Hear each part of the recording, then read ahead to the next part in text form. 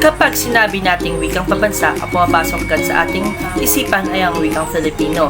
Pero alam niyo ba na marami pa munang pinagdaanan na proseso ang ating wikang pabansa bago ito hinilang bilang ating pambansang wika? Paano nga ba pinili ang wikang Filipino bilang ating wikang pabansa? Halika't ating talakayin ang pinagmulan ng ating wikang pabansa. Umpisahan natin sa pre-kolonyal na panahon. Hindi pa man tayo nasasakop na mga dayuhan ay mayroon na tayong paraan ng ating pagsulat. At ang paraan na ito ay tinatawag nating baybayin. Noon pa lamang ay may kinakilala na tayong paraan ng ating pagsulat. At ito ang baybayin. Ang baybayin ay binubuo ng 17 na letra na mayroong 3 pantig at may 14 na katinig.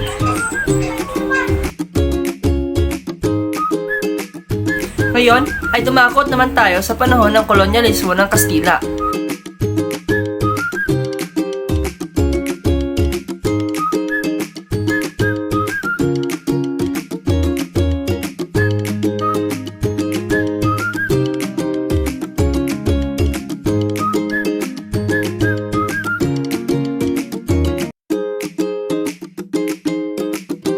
Sa panahon ng kolonyalismo ng Kastila, sa taong 1772 ay nagkaroon ng pagtatakda ng ilang batas kaugnay ng paggamit ng wikang Kastila, partikular sa paraan ng pamayanang Indio gaya ng pinag-utos ni Carlo D4.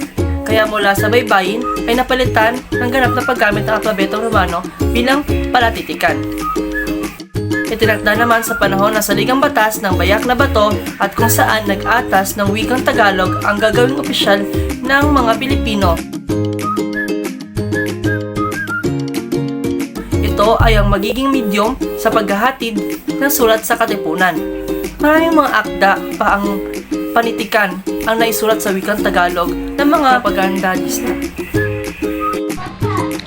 Marso 26, 1954, nilagdaan Pangulong Magsaysay ang pagdiriwang ng Linggo ng Wika simula Marso 29 hanggang Abril 4 at Araw ni Balagtas ang Abril 2.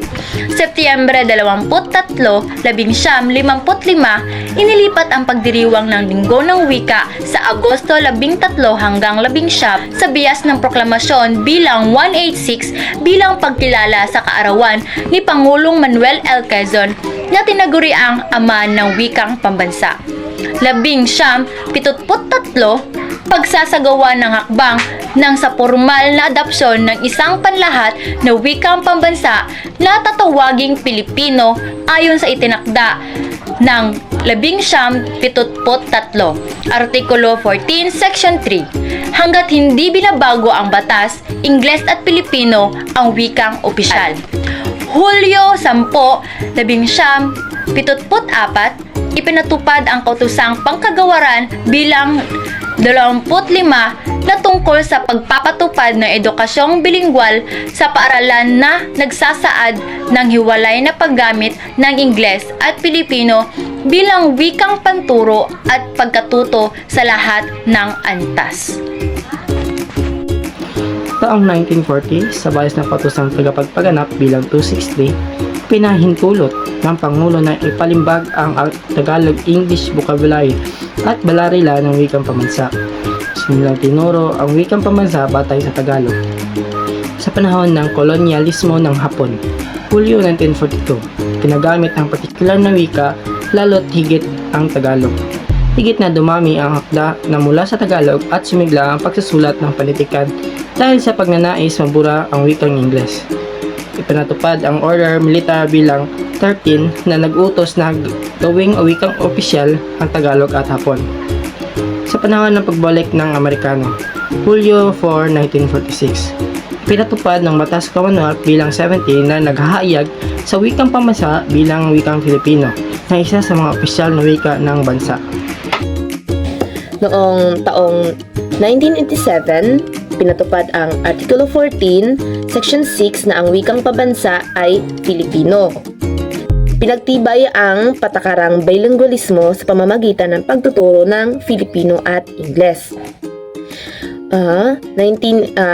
Agosto 14, 1991 naman, itinatag ang komisyon ng Wikang Filipino o KWF ayon sa Batas Republika bilang 7104. 1997 naman inilipat ang Linggo ng Wika tungo sa Buwan ng Wika ni Pangulong Fidel V. Ramos. 2009, ipinatupad ang MTB-MLE sa mga mag-aaral sa preschool hanggang sa ikatlong bahagi alinsunod sa kautusan bilang 74-2009 ng Kagawaran ng Edukasyon na bahagi ng K-12.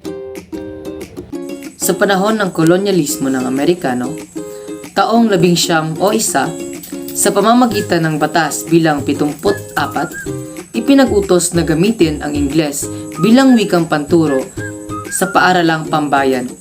Nagkaroon ng monolingualismo at ipinatupad ang paggamit ng Ingles bilang wikang panturo sa pamamagitan ng mga Thomasites.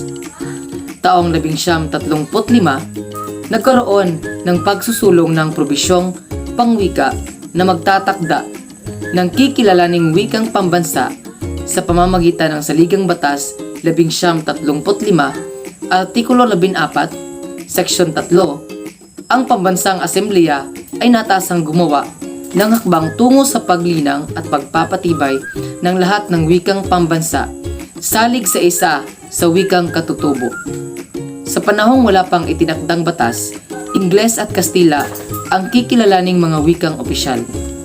Nobyembre 13, 1936, ipinatupad ang Batas Commonwealth bilang 184 na nagtatag sa Suryan ng Wikang Pambansa o SWP na may tungkuling magsaliksik ng mga dialekto sa Pilipinas bilang magiging batayan ng wikang pambansa. Naging saligan sa pagpili ang wikang may maunlad na kayarian, mekanismo, literatura at ginagamit ng nakararaming Pilipino. Si Jaime de Vera ang naging unang tagapangulo ng SWP.